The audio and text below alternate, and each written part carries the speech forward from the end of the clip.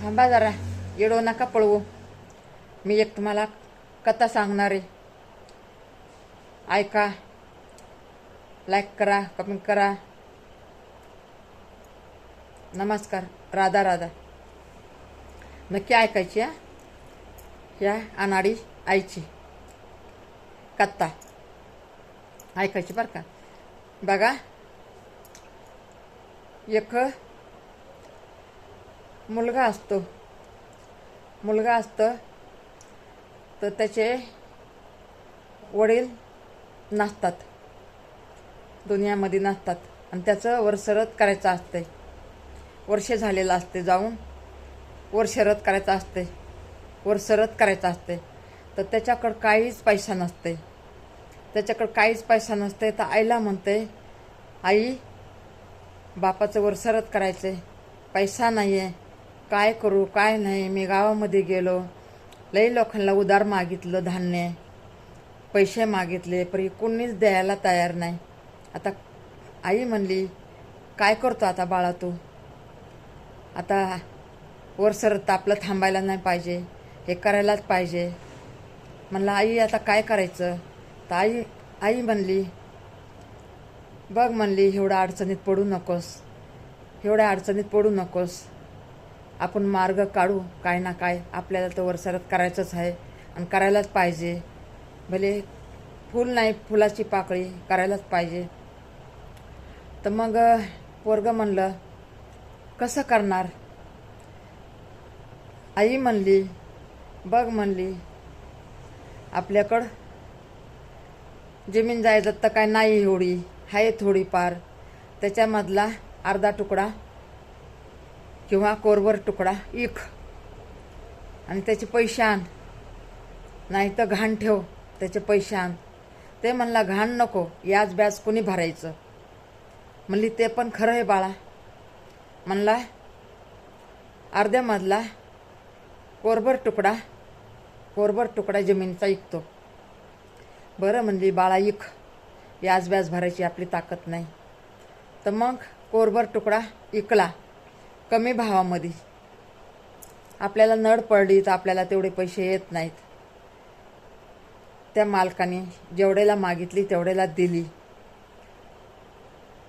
Ration पाणी आणलं, खाय प्यायचं सगळं आणलं, पूजापाठचं सामान आणलं, सगळं आणलं. पाहुणे रावणे बोलविले, सगळं केलं. मग कोरभर तुकडा जमिनीचा गेला. थोडे पैसे उरलेले होते, ते तसेच गाडग्या माडक्यामध्ये बांधून ठेवले, कधीतरी आपल्या कामाला येतं. जमीन काय आपल्याकडे जास्त नाही. म्हणला, हो आई, आपण तसंच करू. मग असं करून शिने मग पंडितकडे गेला. म्हणला, पंडितजी, बापाचं वरसरत करायचं आहे, मला काहीतरी मदत करा. ते म्हणला, काय मदत पाहिजे? म्हणला, पूजापाठ करायला घरी चला.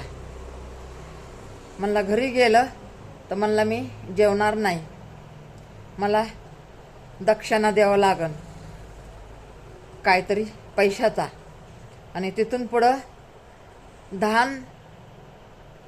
धान्य दान करावं लागन. तर ह्याच्याकडं तर सगळं धान्य बिन्य संपून गेलं. मग पैसे होते ते त्याने आपलं गाडक्या मडक्यात ठेवलेले होते, ते पैसे काढायचे नव्हते. तर मग सगळं पूजापाठ झालं. म्हणलं, मला दान दे ना बाबा, आता दान दे मला. म्हणला, पंडितजी, माझ्याकडं दान द्यायला नाही आता. माझ्याकडं नाही आता. म्हणला, तू मला बोली केलेली आहे. म्हणला, मी जेवण नाही करणार, तर मला दान देईन, पैसे देईन. तुमच्याकडं दान बी नाही, पैसे बी नाही, मग आता काय करायचं?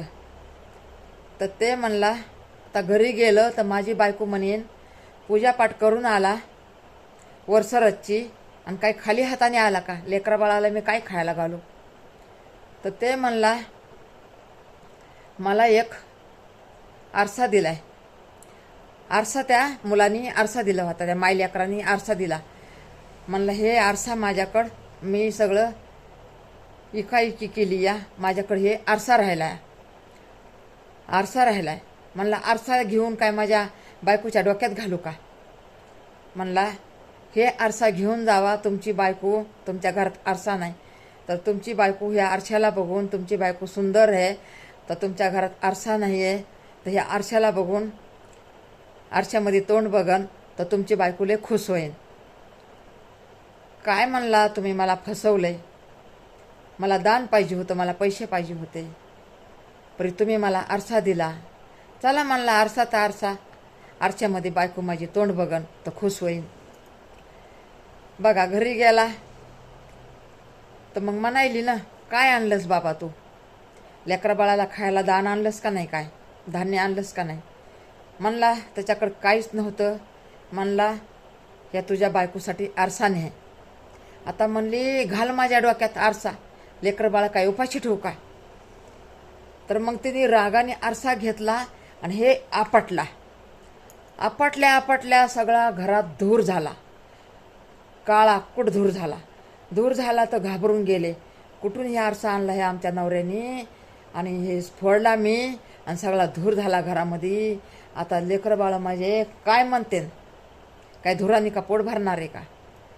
तर ते धूर गेला आणि त्याच्यात एक मनुष्य पैदा झाला.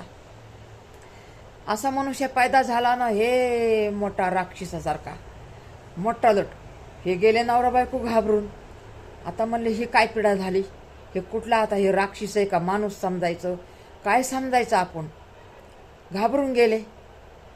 तर म्हणला घाबरू नका, मला ह्या आरशामध्ये कुणीतरी जादूगारनं कैदी करून लई वर्षांनी ठेवलं होतं त्यांच्या घरामध्ये. तुम्ही फोडलं मला, ती लई चांगलं झालं, मी माणूस तर बनलो.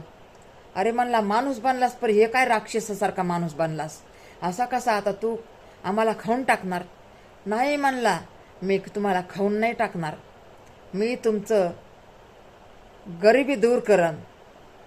म्हणला कशी गरिबी दूर करणार बाबा माझी, तू बनलास राक्षसासारखा माणूस. म्हणला तुम्हाला काय मागायचं ते मला मागा, तुम्हाला काय कमी आहे ते मला मागा.